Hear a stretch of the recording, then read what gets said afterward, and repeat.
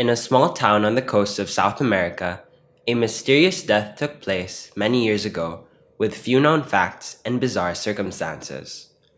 One early Monday morning, a 21-year-old man named Santiago Nazar was murdered in front of his own house.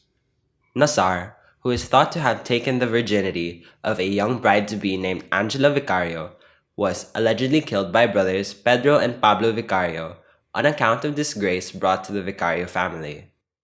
There isn't much to learn from the evidence taken at the scene of the crime, but what little information the townspeople know may help in bringing light to the situation.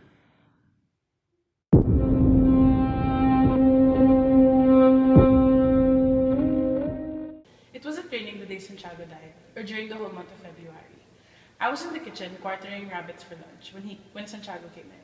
He was wearing a white shirt and pants of linen, the same outfit he wore to the wedding the day before. He always got up with the face of a bad night. My daughter Divina served Santiago a mug of coffee with a shot of cane liquor, as she did every Monday. When she came to take the mug away, he grabbed her by the arm and told her, "The time has come for you to be tamed." I ordered Santiago to let go of my daughter and told him, "You won't have a drink of that water as long as I'm alive."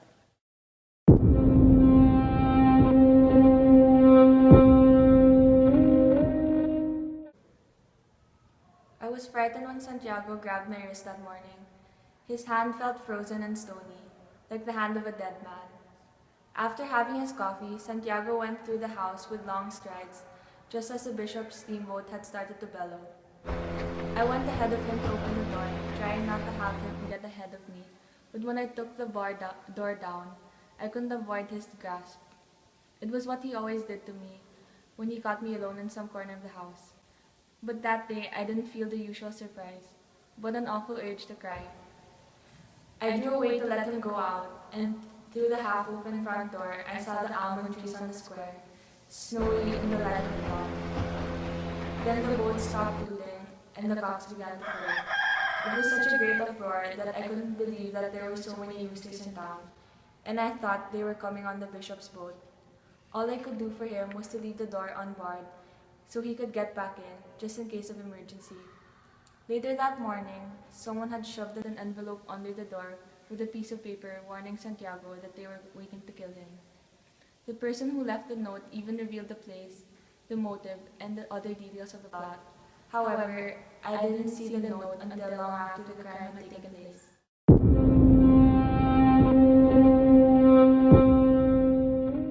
It was dark outside and the street lights were still on. The square looked like a heap of trash full of debris from the town festivities. Several people were running towards the dock as the boats continued to bellow. My nut shop was the only place open on the square. Inside my shop were the two men who were waiting to kill Santiago Nazar. The men had slept on the benches, clutching the knives, wrapped in newspaper, to their chests. I held my breath to avoid awakening them. They were twins, Pedro and Pablo Vicario. They were hard-looking, but of a good sort. The brothers were still dressed in their wedding attire and looked exhausted. They awakened with the first sounds of the moon. Shortly after, I saw Santiago crossing the square. He already looked like a ghost, glowing in the light of dawn.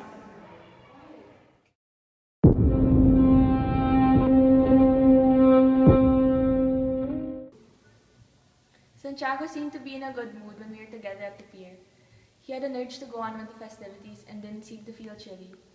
He was only thinking about what the wedding must have cost. At that moment, I realized how much of a catch he was. Just imagine, handsome, a man of his word, and with a fortune of his own at the age of 21. As usual, I invited him for breakfast at my house. Santiago accepted with enthusiasm. He told me that he was going to change clothes and that he would just catch up. He then asked me for the time. It was 6:25. Santiago took Cristobal Bedoya by the arm and led him toward the square. Santiago said that he would be at my house within 15 minutes. I insisted that he and I go together immediately because breakfast was already prepared. However, Santiago persuaded me to go ahead of him and told me that he and Cristo had to be at the Divine Face early. He said goodbye and went off toward the square. That was the last time I saw him. After the murder, I learned that many of those who were on the docks knew that the twins were going to kill Santiago. Apparently, those who knew about the twins' plot didn't even wonder whether Santiago had been warned because it seemed impossible that he wasn't already informed. I was one of the few that didn't know that Santiago was going to be killed. If I had known, I would have taken him home with me, even if I had to hog tie him. When I came home, I told my mother Luisa Santiago about the plot of the Picario brothers. My mother wanted to warn Placida that her son was going to be killed, but it was too late. Santiago was dead.